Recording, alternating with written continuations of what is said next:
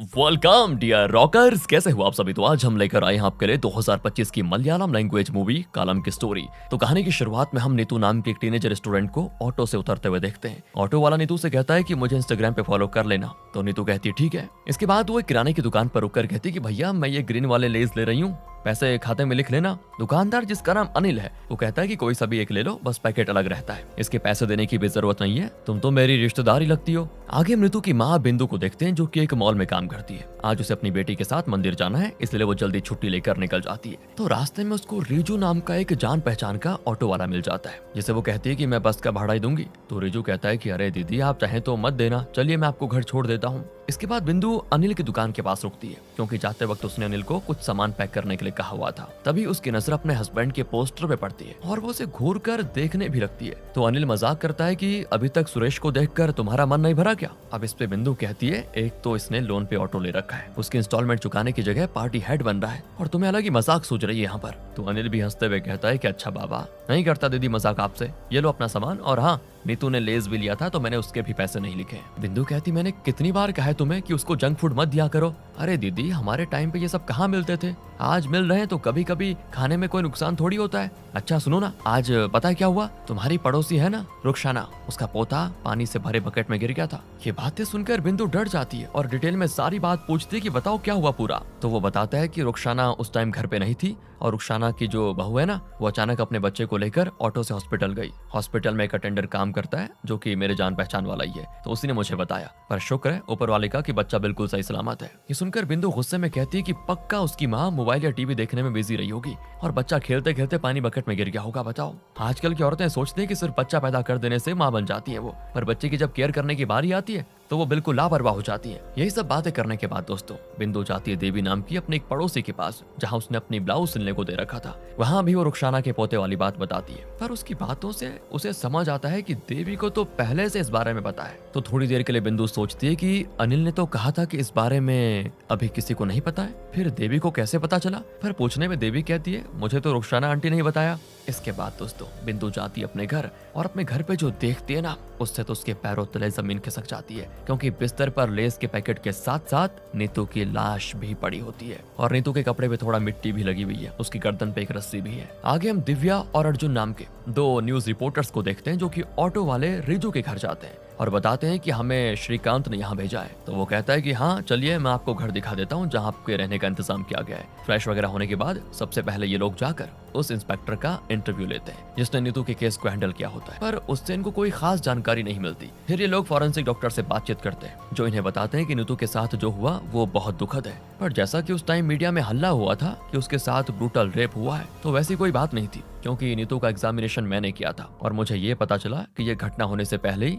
Neetu sexually active थी। घर पे कोई तोड़फोड़ भी नहीं हुआ था। इसका मतलब साफ है कि उस दिन भी नीतू ने अपनी सहमति के साथ सब कुछ किया, लेकिन उसके बाद शायद उनके बीच किसी बात को लेकर बहस हो गई होगी, इसीलिए नीतू ने उसको खींचा होगा, जिसकी वजह से उसके हाथों में मुजरिम की स्किन के जो डीएनए सैंपल है वो आ गए थे और फिर 8 mm की रस्सी से नीतू का गला घोंट कर मारा गया, जिसकी वजह से नीतू की मौत हुई और मौके पे हमें वो रस्सी भी मिली थी जिससे नीतू का गला दबाया गया था। दोस्तों इसके बाद जब दिव्या और अर्जुन वापस घर आते हैं तो वहाँ उनसे मिलने श्रीकांत आता है जो कि इनका दोस्त ही है, साथ ही वो मुजरिम का केस भी लड़ने वाला था। वो बताता है कि रिपोर्ट के हिसाब से नीतू की मौत दोपहर के 2 से 3 बजे के बीच हुई और उस वक्त उस एरिया में जोरदार बारिश हो रही थी, मगर मुजरिम के फ्रेंड गोविंद ने यह बयान दिया है कि उस वक्त मुजरिम उसके साथ था। लेकिन नीतू के घर पे पुलिस को जो सबूत हाथ लगे उसके हिसाब से तो नियाज ही हत्यारा है, पर उसके कत्ल करने का कारण क्या था ये किसी को नहीं पता और ना ही नियाज अपना मुंह खोल रहा है, ऊपर से वो भी नाबालिग है, इसलिए पुलिस उस पर अपनी जोर जबरदस्ती भी नहीं कर सकती। ये केस काफी कॉम्प्लिकेटेड है, मगर यहाँ के लोग काफी अच्छे हैं। धर्म का एंगल होने के बावजूद इन्होंने अपना आपा नहीं खोया। दूसरी जगह के लोग होते तो अभी तक नियाज जिंदा नहीं बच पाता। पर हाँ कुछ कॉन्स्पिरेसी थ्योरीज चल रही है, जैसे कि नीतू के पिता YSS के पार्टी हेड बने हैं फिलहाल और ये हिंदू बहुल इलाका है, ऐसे में पार्टी हेड को तो भरपूर सहानुभूति मिल रही है और आने वाले चुनाव में जाहिर सी बात है उन्हें ढेर सारे वोट्स भी मिलेंगे। इस पे दिव्या पूछती है कि तुमने ये केस क्यों लिया, तुम्हारा पर्सनल ओपिनियन क्या है इस पे। श्रीकांत कहता है कि मेरा ओपिनियन है पैसा कमाना। दरअसल मेरे सीनियर को ऊपर से फंड मिल रहा है बस नाम के लिए नियाज का केस लड़ने को, इसलिए हम लोग तो निश्चिंत बैठे हैं केस हारने के लिए। ये सुनकर दिव्या गुस्सा हो जाती है कि तुम्हारा खुद का कोई उसूल नहीं है क्या। वो कहता है कि गांधीवादी बनकर क्या मैं साउथ अमेरिका चला जाऊं इस उम्मीद में कि वहां मुझे कोई गांधी जी का चेला मिल जाए। आजकल सब कुछ ऐसे ही चलता है दिव्या, सच से किसी को ज्यादा मतलब नहीं होता। जब नीतू का केस हुआ था तो शुरू में मीडिया में कितना जोश था, पर अब देखो कोई मुड़कर देखने तक नहीं आ रहा कि ये केस कहां तक पहुंचा। फिर अगले दिन की बात है दोस्तों, दिव्या और अर्जुन जाते हैं नीतू के घर, जहां पे उसकी माँ बिंदु रोते हुए उन्हें नीतू का कमरा दिखाती है, उसकी स्टडी टेबल पर रखे मेडल्स वगैरह दिखाते हुए बताती है कि मेरी बेटी एक होनहार स्टूडेंट थी,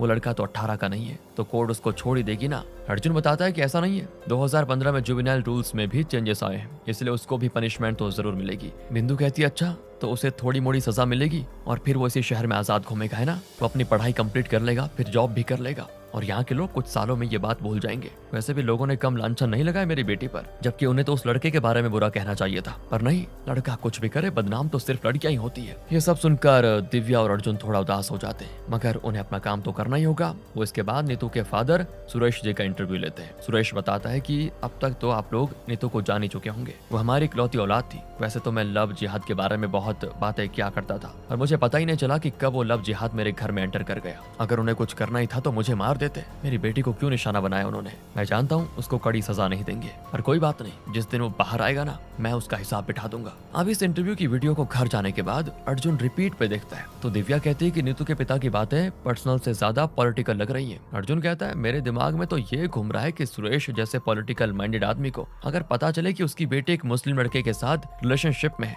तो बताओ वो किस हद तक नहीं जा सकता, वो तो कुछ भी कर सकता है। दोस्तों अब आइए जरा देखते हैं नीतू के घर पर क्या चल रहा है। तो बिंदु अपने पति से कहती है कि चाहे तो मेरे सोने के गहने बेच दो, मगर लॉयर को उसकी फी दे दो, ताकि हम ये केस जीतकर अपनी बेटी को इंसाफ दिला सके। इस पे सुरेश कहता है कि तुम्हें क्या लगता है केस जीतने से हमारी बेटी को इंसाफ मिल जाएगा? उस कमीने को एक बार बाहर तो आने दो, फिर देखो मैं क्या करता हूँ उसका। तो बिंदु कहती है एक बात बताओ, तुम्हारा ये गुस्सा अपनी बेटी की मौत के लिए है या पॉलिटिकल पार्टी में तुम्हारा नाम खराब हो गया इसीलिए? सुरेश को फिर आ जाता है गुस्सा और वो कहता है कि अगर इतना ध्यान तुमने अपनी बेटी पे दिया होता ना, तो आज ये दिन नहीं देखना पड़ता। तुम तो अपना बैग टांग कर मस्त काम पे चली जाती थी। अरे मुझे तो छोड़ो, तुमने नीतू का भी ठीक से ख्याल नहीं रखा। अगर तुम एक अच्छी माँ होती ना, तो आज हमारी बेटी जिंदा होती। ये सारी बातें सुनकर बिंदु काफी हर्ट हो जाती और कहती है मुझे काम पे जाने की जरूरत ही क्यों पड़ी, पता है, क्योंकि तुमने लोगों से उधार लेके रखे हुए थे, जिसे मैंने कमा कर चुकाया। काम धंधे में तो तुम्हारा मन नहीं लगता था, जब देखो तब पॉलिटिकल पार्टी में फंसे रहते थे। घर का खर्चा कहाँ से चलता, बेटी की पढ़ाई कहाँ से करवाती मैं, अगर मैं घर पे बैठी रहती तो? तुम्हारी वजह से तो हम भूखे मरने के दिन भी देख चुके थे।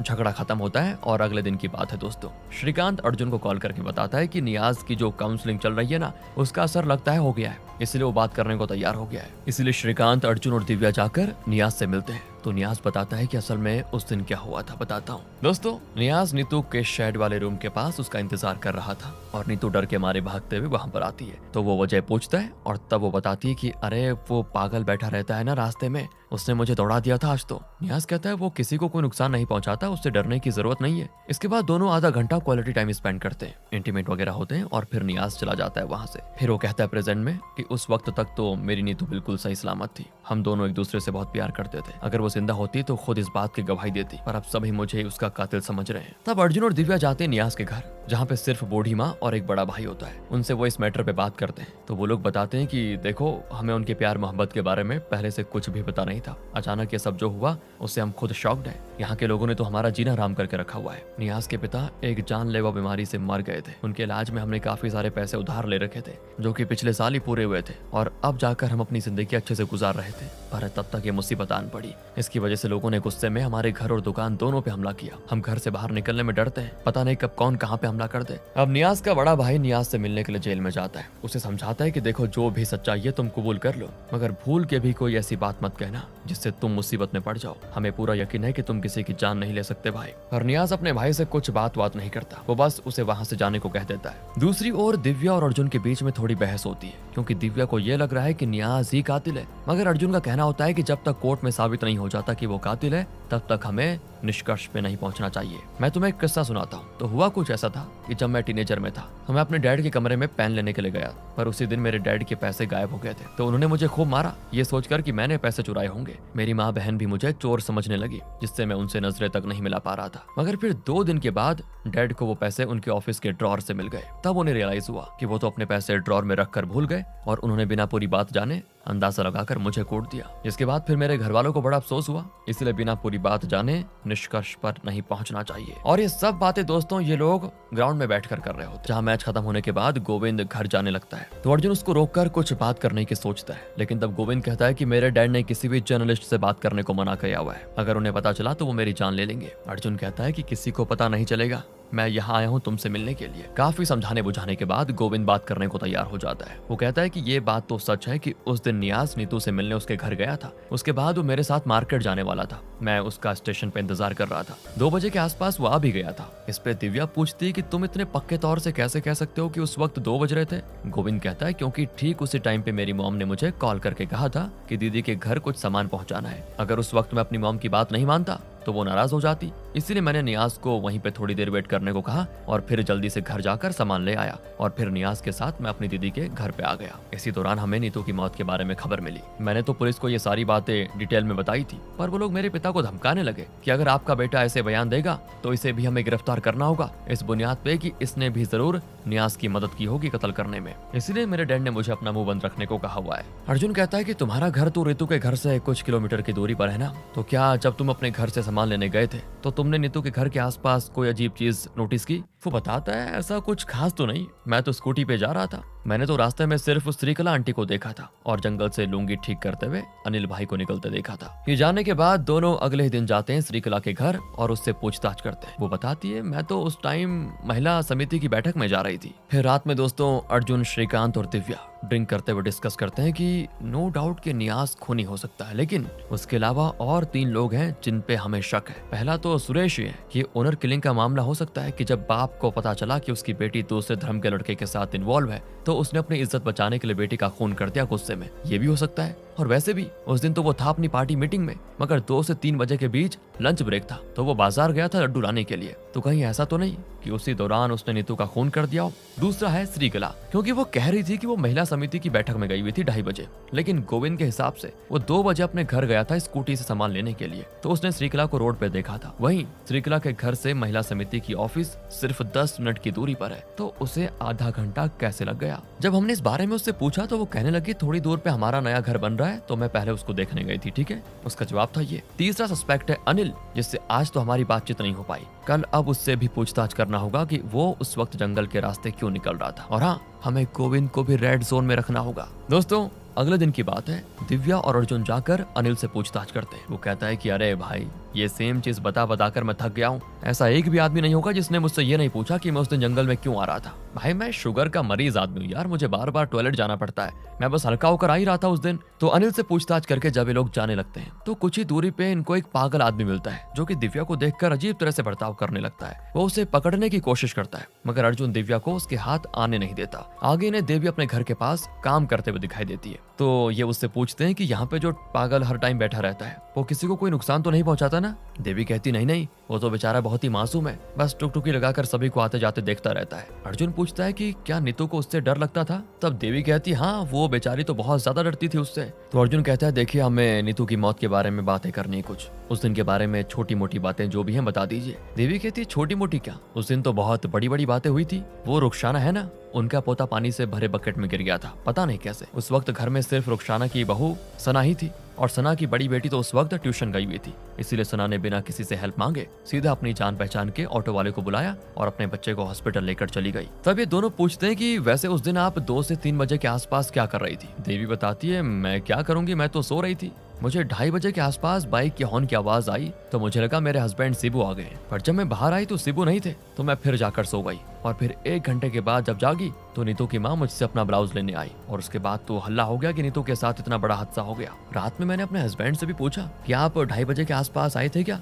मैंने आपकी बाइक की हॉर्न सुनी थी, तो उन्होंने कहा सामने रोड है, कई सारी गाड़ियां आती जाती रहती हैं, इसलिए तुम्हें गलतफहमी हुई होगी। पर दोस्तों दिव्या और अर्जुन को तो शिबू पर शक हो जाता है, इसलिए वो जाकर शिबू के गराज में उससे पूछताछ करते हैं। शिबू कहता है कि मैं तो उस दिन 2-3 बजे के आसपास एक आदमी की गाड़ी ठीक करने के लिए दूसरी जगह पे गया हुआ था। पर जब ये लोग उससे ज्यादा सवाल करते हैं तो शिबू भड़क जाता है और इन्हें अपने गराज से भगा देता है। फिर आगे इनको पता चलता है कि शिबू सुरेश से जलता है क्योंकि शिबू थोड़ा राउडी टाइप का है पर पार्टी ने उसकी जगह सुरेश को पार्टी हेड बना दिया था। तो हो सकता है कि शिबू ने सुरेश से बदला लेने के लिए उसकी बेटी के साथ ये क्या हो सकता है। दूसरी ओर हम नियाज के घर में कुछ मस्जिद के लोगों को देखते हैं जो कि नियाज की अम्मी और भाई को माइंड वॉश करने की कोशिश कर रहे होते हैं कि नियाज का केस हम पे छोड़ दो, हमें अच्छे से पता है कि इसको कैसे हैंडल करना है। मगर नियाज का भाई कहता है कि हमें हमारे कानून पे भरोसा है, अगर मेरा भाई निर्दोष होगा तो वो रिहा हो ही जाएगा, हमें आपकी मदद की कोई जरूरत नहीं है। ये सुनकर वो लोग नाराज होकर चले जाते हैं वहाँ से। दूसरी ओर दिव्या और अर्जुन एक बार फिर से श्रीकला के घर जाते हैं और उससे पूछताछ करते हैं। तो इस बार वो बताती है कि अगर आपको यकीन नहीं हो रहा ना मुझ पर, तो उर्मिला से जाकर पूछ लीजिए, वो भी उस दिन महिला समिति की बैठक में गई हुई थी, पूछ लीजिए,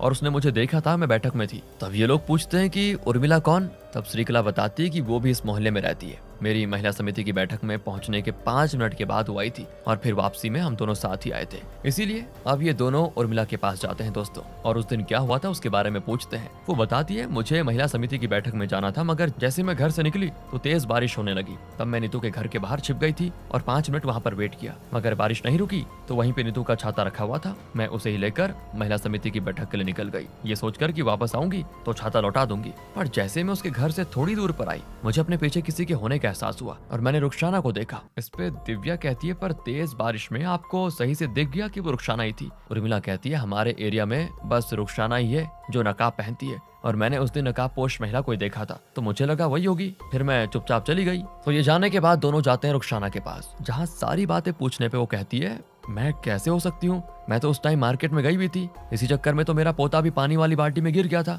अगर मैं घर पर होती तो मैं अपने पोते का ध्यान नहीं रखती क्या? तब दिव्या पूछती है, वैसे आपकी बहू दिखाई नहीं दे रही? रुखसाना कहती है, दिखाई कैसे देगी, मैंने तो उसे उसके मायके भेज दिया है गुस्से में, जब उससे अपने बच्चों का ख्याल ही नहीं रखा जाता तो यहाँ रहकर क्या ही करेगी, मैंने उसको भगा दिया और मैं तो उसको बुलाने से रही। अब तब ये दोनों उस दुकान पे जाते हैं जहाँ रुखसाना ने बताया था कि वो उस दिन वहाँ गई थी, और वहाँ का सीसीटीवी चेक करने पे उसे रुखसाना दिख भी जाती है। हालांकि उसने उस वक्त भी नकाब पहन के रखा होता है, मगर एक बार पानी पीने के लिए उसने अपना फेस से पर्दा हटाया था, जिससे ये साबित हो जाता है कि रुखसाना सही बोल रही है। अब उसकी बहू भी नहीं हो सकती क्योंकि वो तो अपने बेटे को लेकर हॉस्पिटल गई हुई थी, उस एरिया में दूसरा कोई मुस्लिम परिवार भी नहीं रहता, तो आखिर उस दिन उर्मिला आंटी ने देखा किसे था? अब एक बार दिव्या सना से बात करने की सोचती है, इसीलिए वो कैमरा ऑन करके सना से भी पूछ लेती है कि उस दिन क्या क्या हुआ था। तो सना बताती है कि मेरी सास मार्केट गई थी क्योंकि उन्हें ढेर सारे काम थे, पहले उन्हें आयुर्वेदा हॉस्पिटल जाना था, फिर उन्हें सोनार दुकान भी जाना था, इस तरह से उनको ढेर सारे छोटे मोटे काम करने थे, इसीलिए मैं घर पे अकेली थी, मैंने कुछ काम खुद से किया, फिर जब मेरी बेटी स्कूल से आई